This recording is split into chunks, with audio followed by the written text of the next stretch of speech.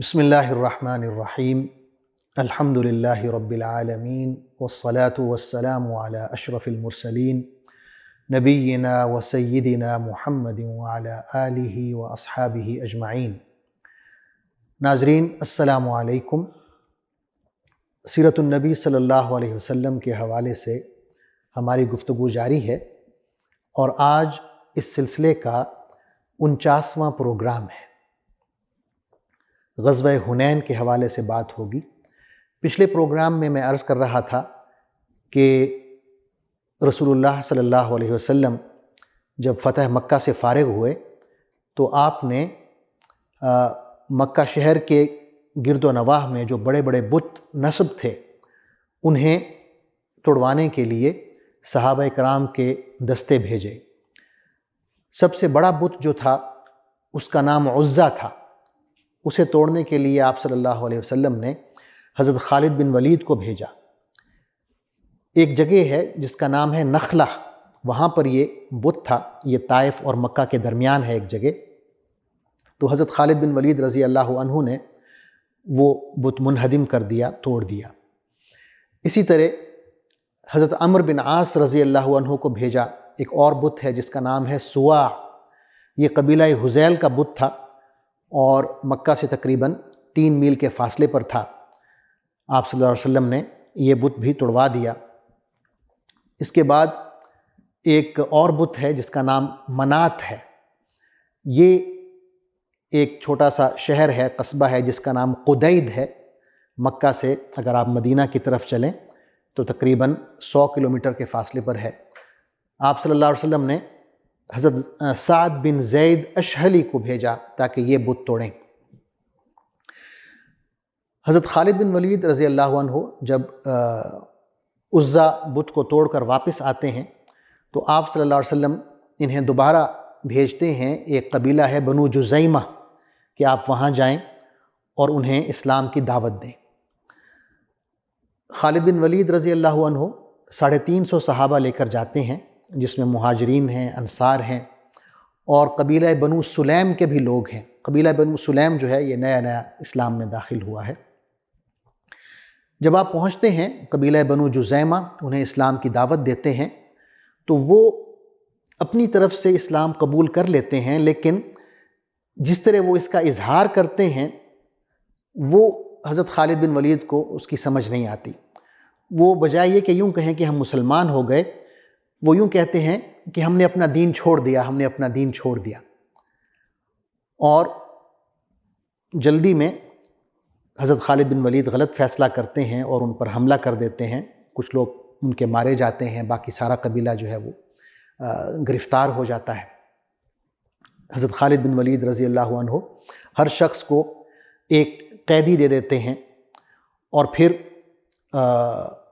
انہیں حکم دیتے ہیں کہ اپنا اپنا قیدی جو ہے وہ قتل کر دیں۔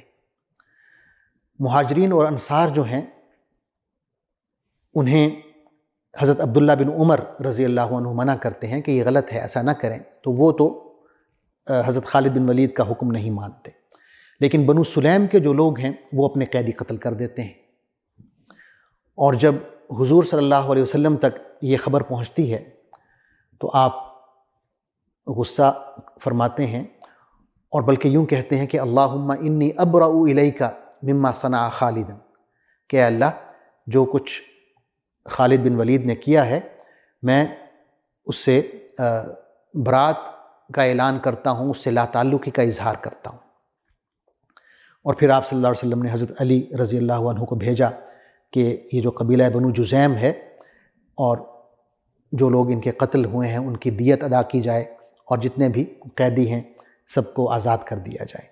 ناظرین، تمام جزیرہ عرب کا یہ پختہ ایمان تھا کہ خانہ کعبہ کے جو متولی ہیں، خانہ کعبہ کے جو رکھوالے ہیں یعنی قریش، وہی حق پر ہیں، کیونکہ اللہ تعالیٰ یہ اعزاز صرف اسی قبیلے کو دے گا جو حق پر ہوگا۔ جب فتح مکہ ہو جاتی ہے، اللہ تعالیٰ مکے کا انتظام و انصرام اور خانہ کعبہ کا انتظام و انصرام اپنے رسول کے ہاتھ میں دے دیتے ہیں، تو تمام عرب قبائل جو ہیں انہیں اس بات کا یقین ہو جاتا ہے کہ اگر آپ صلی اللہ علیہ وسلم کے ہاتھ میں خانہ کعبہ کا انتظام و انصرام آ گیا ہے تو آپ ہی حق پر ہیں، کیونکہ فتح مکہ سے تقریباً 50-60 سال پہلے اگر آپ دیکھیں، جب ابرہہ نے، جو یمن کا بادشاہ تھا، اس نے خانہ کعبہ کو گرانے کی نیت سے مکہ پر حملہ کیا تھا، اور اس کا کیا حشر ہوا، پوری فوج اس کی تباہ ہو گئی، وہ خود بھی مارا گیا۔ تو عربوں کے ذہن میں یہی تھا کہ جو بھی مکہ پر حملہ کرے گا، اللہ کے گھر پر حملہ کرے گا، وہ نیست و نابود ہو جائے گا۔ لیکن اگر کوئی حملہ کرتا ہے اور مکہ کو فتح کر لیتا ہے تو اس کا مطلب یہ ہے کہ اللہ تعالیٰ بھی اسی کی طرف ہے۔ تو حضور صلی اللہ علیہ وسلم مکہ پہ حملہ کرتے ہیں اور مکہ فتح ہو جاتا ہے، آپ صلی اللہ علیہ وسلم عام معافی کا اعلان کر دیتے ہیں، قریش بھی اسلام میں داخل ہو جاتے ہیں۔ تو عرب قبائل جو ہیں وہ اب سنجیدگی سے یہ سوچنے پر مجبور ہو جاتے ہیں کہ اسلام جو ہے یہ دین حق ہے اور ہمیں اس میں داخل ہونا چاہیے، اور بہت سے قبائل جو ہیں وہ داخل ہونا شروع ہو جاتے ہیں۔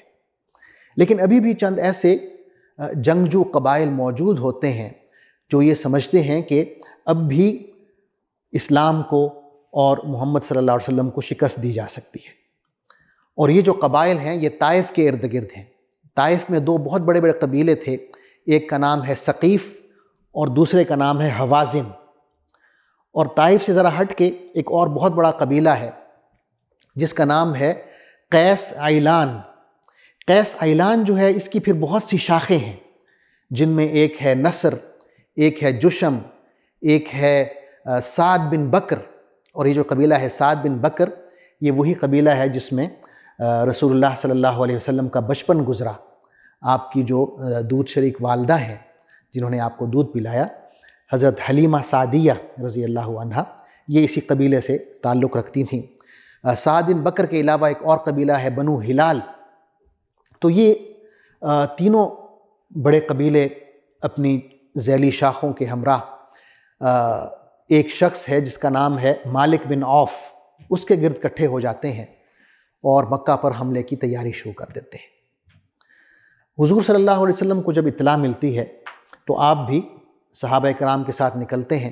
جب آپ صلی اللہ علیہ وسلم مدینہ سے نکلے تھے تو آپ صلی اللہ علیہ وسلم کے ساتھ 10,000 کا لشکر تھا، لیکن یہ ہے کہ اب اہل مکہ جو ہیں وہ بھی مسلمان ہو گئے، یہ 2,000 کی تعداد میں تھے، تو یہ بھی آپ صلی اللہ علیہ وسلم کے ساتھ شامل ہو جاتے ہیں، اور آپ کا جو لشکر ہے وہ 12,000 ہو جاتا ہے۔ صحابہ میں سے کوئی شخص یہ کہتا ہے کہ آج ہماری تعداد جو ہے بہت زیادہ ہے، اور آج ہم قلت کی وجہ سے کسی مسئلے میں گرفتار نہیں ہوں گے، بلکہ ہم کثرت کی وجہ سے ہمیں یقیناً فتح ہوگی۔ مالک بن عوف جو ہے اپنی کثیر فوج لے کر نکلتا ہے اور مکہ سے قریب ایک مقام ہے اوتاس، وہاں پر آ کے پڑاؤ ڈالتا ہے۔ ایک اور سردار ہے اسی کی فوج کا جو کافی عمر رسیدہ ہے، تجربہ کار ہے، بہادر بھی ہے، اس کا نام درید بن سمہ بتایا جاتا ہے۔ وہ مالک بن عوف سے بات کرتا ہے کہ تم اپنے ساتھ عورتیں بھی لائے ہو، بچے بھی لائے ہو، جانور بھی لائے ہو، اس کی کیا وجہ ہے؟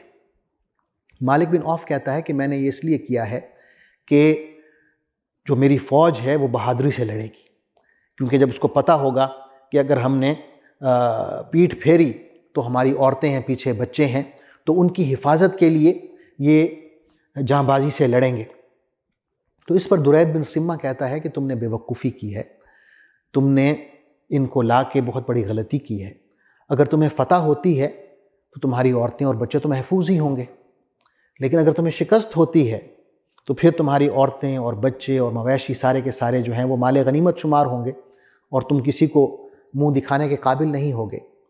لیکن مالک بن عوف اس وقت غرور میں ہوتا ہے اور درید بن سمہ کی جو رائے ہے اسے رد کر دیتا ہے، مشورہ قبول نہیں کرتا، بلکہ وہ یوں کرتا ہے کہ اوتاس سے نکل کے وادی حنین میں آ جاتا ہے، اور وہاں اپنے لشکر کو اس وادی کے جو خفیہ مقامات ہیں وہاں چھپا کر بٹھاتا ہے کہ مسلمان فوج جب یہاں سے گزرے تو آپ گھات لگا کر بیٹھیں، اور بغیر اعلان جنگ کیے آپ نے تیروں کی بارش کرنی ہے، اور پھر ایک ساتھ بھرپور حملہ کرنا ہے اور مسلمانوں کو شکست دینی ہے۔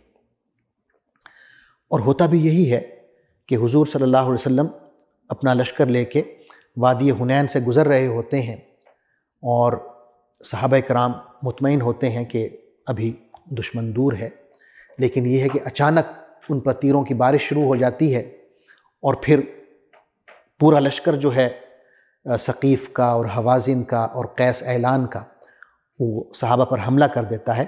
صحابہ رضوان اللہ تعالی علیہم اجمعین نہ صرف یہ کہ بدحواس ہو جاتے ہیں بلکہ جان بچانے کے لیے الٹے پاؤں پیٹھ پھیر کر بھاگنا شروع ہو جاتے ہیں۔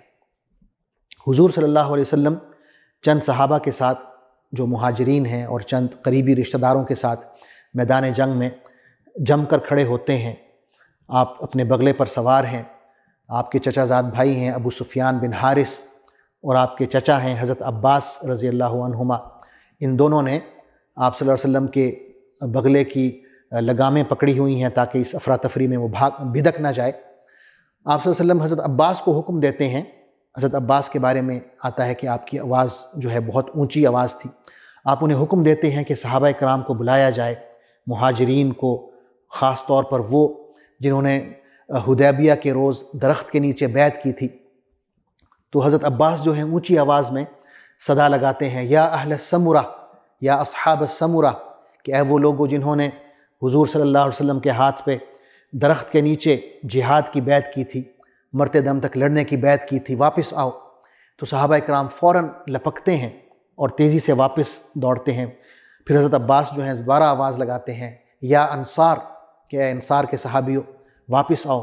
تو انصار جو ہیں وہ بھی واپس لپکتے ہیں اور ایک منظم طریقے سے جنگ شروع ہوتی ہے۔ حضور صلی اللہ علیہ وسلم جب دیکھتے ہیں کہ باقاعدہ جنگ شروع ہو گئی ہے تو آپ فرماتے ہیں الآن حمی الوطیس، کہ اب گھمسان کا رن پڑا ہے، اب گھمسان کی جنگ شروع ہوئی ہے۔ اور ساتھ ہی آپ صلی اللہ علیہ وسلم زمین سے مٹھی بھر مٹی اٹھاتے ہیں اور دشمن کی طرف پھینکتے ہیں، اور اللہ تعالیٰ ہر دشمن کی آنکھ میں اس مٹی کے جو ذرات ہیں وہ پہنچا دیتے ہیں۔ ساتھ میں آپ صلی اللہ علیہ وسلم یہ بھی فرماتے ہیں شاہت الوجوہ، کہ ان کے چہرے بگڑ جائیں۔ اللہ تعالیٰ اپنی فوجیں بھی نازل فرماتا ہے۔ قرآن مجید میں سورہ توبہ میں غزوہ حنین کا ذکر ہے۔ ارشاد باری تعالیٰ ہے وَيَوْمَ حُنَيْنٍ إِذْ أَعْجَبَتْكُمْ كَثْرَتُكُمْ فَلَمْ تُغْنِ عَنْكُمْ شَيْئًا وَضَاقَتْ عَلَيْكُمُ الْأَرْضُ بِمَا رَحُبَتْ ثُمَّ وَلَّيْتُمْ مُدْبِرِينَ ثُمَّ أَنزَلَ اللَّهُ سَكِينَتَهُ عَلَى رَسُولِهِ وَعَلَى الْمُؤْمِنِينَ وَأَنزَلَ جُنُودًا لَّمْ تَرَوْهَا وَعَذَّبَ الَّذِينَ كَفَرُوا وَذَلِكَ جَزَاءُ الْكَافِرِينَ، کہ غزوہ حنین کے روز تمہیں اپنی کثرت تعداد کا غرہ تھا، مگر وہ تمہارے کسی کام نہ آئی، اور زمین اپنی وسعت کے باوجود تم پر تنگ ہو گئی اور تم پیٹھ پھیر کر بھاگ کھڑے ہوئے۔ پھر اللہ نے اپنی سکینت اپنے رسول پر اور مومنین پر نازل فرمائی اور وہ لشکر اتارے جو تم کو نظر نہ آتے تھے، اور منکرین حق کو سزا دی کہ یہی بدلہ ہے ان لوگوں کے لیے جو حق کا انکار کریں۔ ثقیف اور حوازن زیادہ دیر تک میدان جنگ میں جم کے نہ لڑ سکے، بلکہ انہوں نے بھاگنا شروع کیا۔ جب صحابہ کرام کا منظم حملہ شروع ہوا تو یہ دونوں قبیلے جو ہیں ثقیف اور حوازن میدان جنگ سے بھاگ کھڑے ہوئے، اور ان میں کچھ لوگ جو ہیں وہ وادی نخلہ کی طرف بھاگے، کچھ لوگ اوتاس کی طرف بھاگے، کچھ لوگ جو ہیں واپس طائف کی طرف بھاگے، اور جو اپنے بیوی بچے ساتھ لائے تھے، مال مویشی ساتھ لائے تھے، سب وہ میدان جنگ میں چھوڑ کے تو انہوں نے راہ فرار اختیار کی۔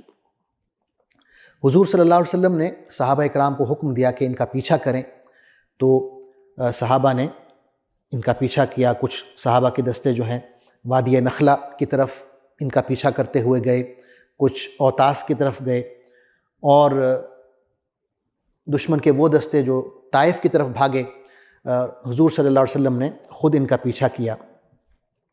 اس جنگ میں دشمن کے تقریباً 70 لوگ قتل ہوئے اور بہت سا مال غنیمت مسلمانوں کے ہاتھ میں آیا۔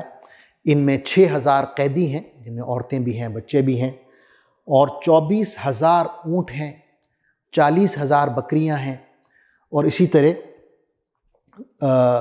بہت سا سونا چاندی بھی اس میں ان کا جو مال ہے وہ بھی شامل ہے۔ عورتوں میں جو قید ہوئیں ان میں قبیلہ سعد بن بکر کی ایک خاتون بھی قید ہوتی ہیں جن کا نام شیماء ہے، اور یہ حضور صلی اللہ علیہ وسلم کی دودھ شریک بہن تھیں۔ تو انہیں آپ صلی اللہ علیہ وسلم کے پاس لایا جاتا ہے، یہ اپنا تعارف کراتی ہیں اور کوئی نشانی بھی بتاتی ہیں جس سے آپ صلی اللہ علیہ وسلم انہیں پہچان لیتے ہیں۔ آپ انہیں عزت سے بٹھاتے ہیں، اپنی چادر بچھاتے ہیں، اس پر انہیں بٹھاتے ہیں اور پھر کچھ تحفے بھی انہیں دیتے ہیں اور انہیں آزاد کر کے اپنے قبیلے کی طرف واپس بھیج دیتے ہیں۔ حضور صلی اللہ علیہ وسلم اس کے بعد طائف کا محاصرہ کرتے ہیں اور یہاں سے غزوہ طائف شروع ہوتا ہے۔ غزوہ طائف گو کہ غزوہ حنین کا ایک تسلسل ہے، لیکن ظاہر ہے باقاعدہ آپ صلی اللہ علیہ وسلم طائف جاتے ہیں، وہاں ایک طویل محاصرہ کرتے ہیں اہل طائف کا۔ اس کا ذکر انشاءاللہ میں اگلے پروگرام میں کروں گا۔ تب تک کے لیے اجازت، اللہ حافظ، السلام علیکم ورحمۃ اللہ وبرکاتہ۔